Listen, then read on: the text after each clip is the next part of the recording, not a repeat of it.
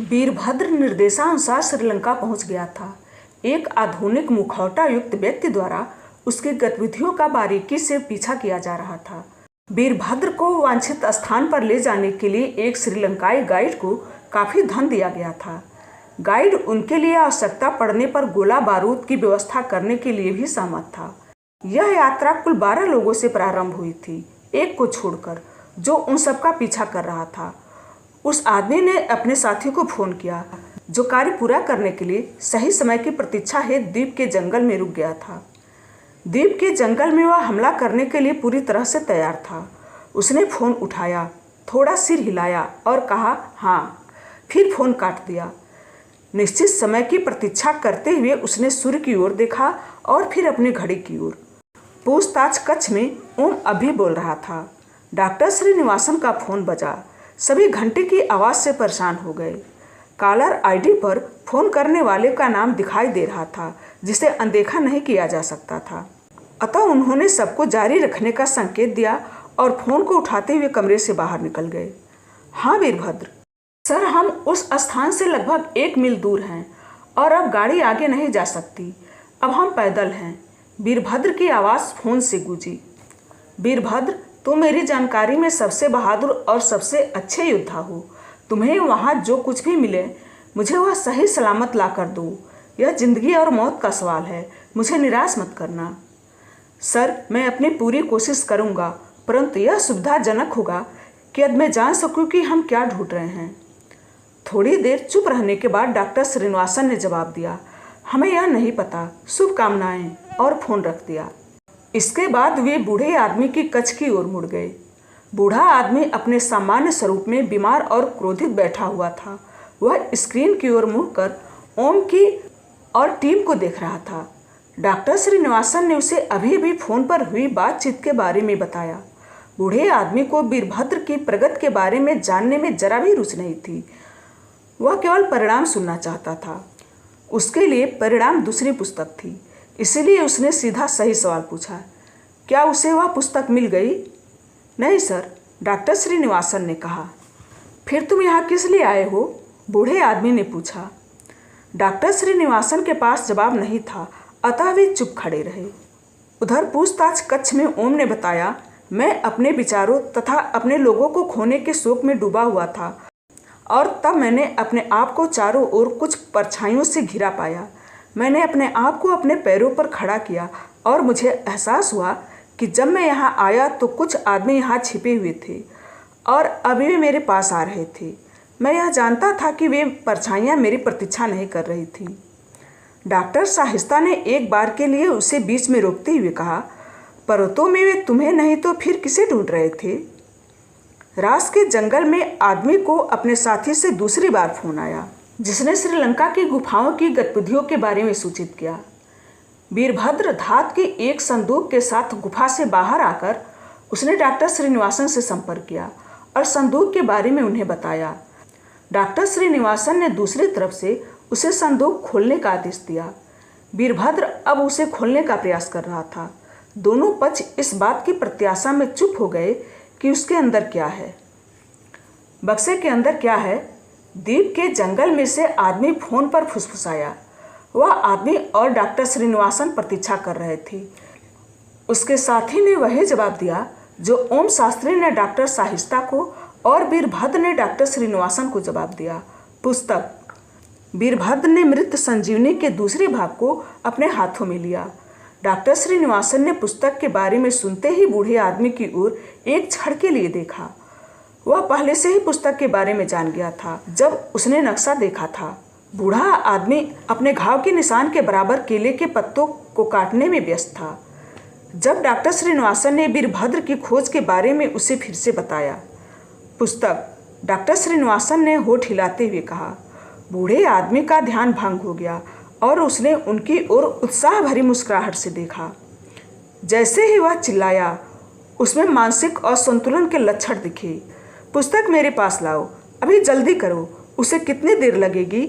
उससे कहो किसी भी चीज़ के लिए न रुके। सीधे पुस्तक मेरे पास लाओ। बूढ़ा आदमी बार बार यही बात दोहराता रहा। डॉक्टर श्रीनिवासन उसके अस्वाभाविक आचरण से चकित एवं बुरी तरह डर गए थे, परंतु उन्होंने पालन किया और जैसा बूढ़े आदमी ने कहा वैसा उन्होंने वीरभद्र को आदेश दिया। बूढ़े व्यक्ति ने स्वयं से बड़बड़ाना शुरू किया, जैसे वह विक्षिप्त हो। फोन कट गया। जैसे ही द्वीप में आदमी ने पुस्तक के बारे में सुना, वह तनाव में आ गया और उसकी आवाज़ भारी हो गई। उसके माथे की लकीरें गहरी हो गई।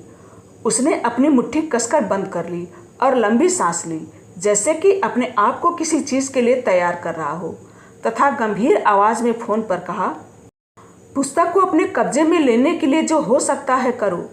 ज़रूरत पड़ने पर किसी को मारने में संकोच मत करना। जल्दी वापस आओ, हमारे पास समय कम है। डॉक्टर श्रीनिवासन का फ़ोन फिर से बजा। फ़ोन वीरभद्र का था।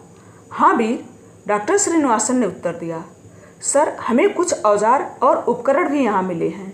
हमारे पास एक बड़ा धनुष, कुछ तीर व तरकस, एक मुकुट, एक सोने की कमरधानी, कुछ अंकित धात्विक शास्त्र, आभूषणों से भरा एक बक्सा और सोने के कुछ सिक्के हैं।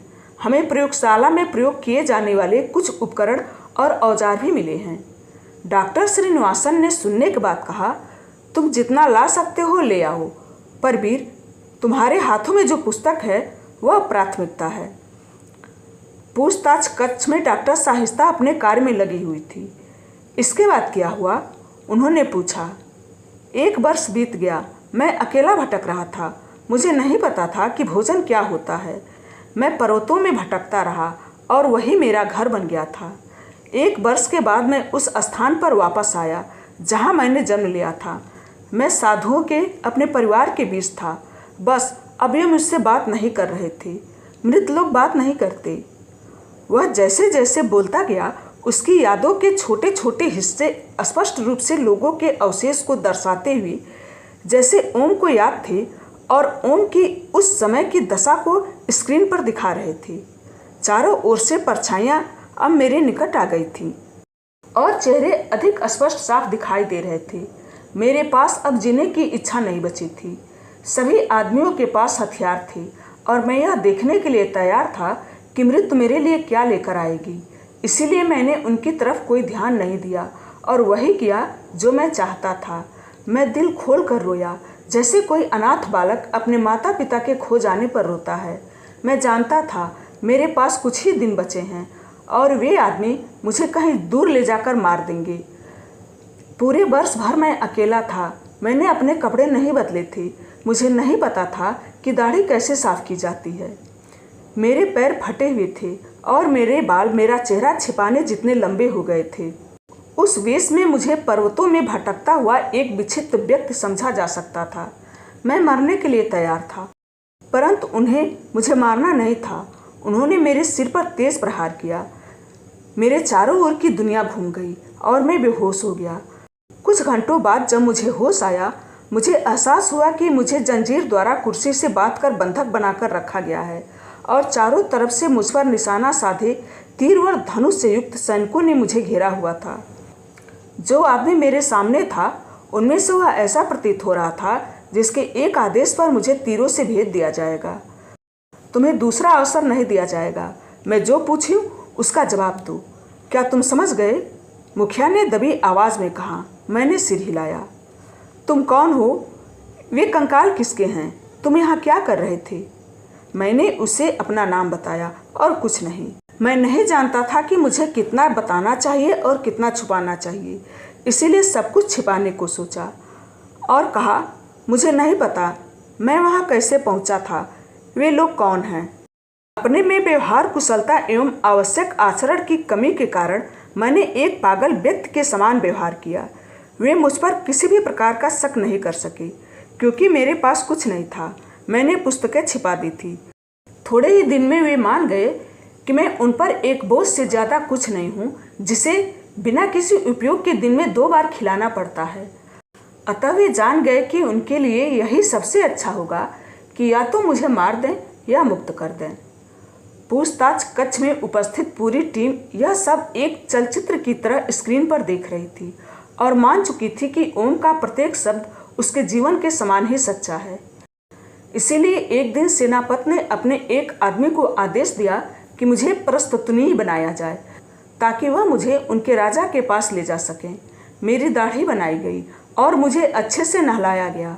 इसके बाद मुझे एक जोड़ी नए वस्त्र पहनने के लिए दिए गए। यह देखते हुए कि मेरे रहने में कोई खतरा नहीं है, राजा ने मुझे मुक्त करने का फैसला सुनाया। जैसे ही मैं तैयार हुआ और दर्पण में खुद को देखा, मैंने जीवन में पहली बार मृत्युंजय को पहचाना, लेकिन मेरी प्रसन्नता गायब हो गई।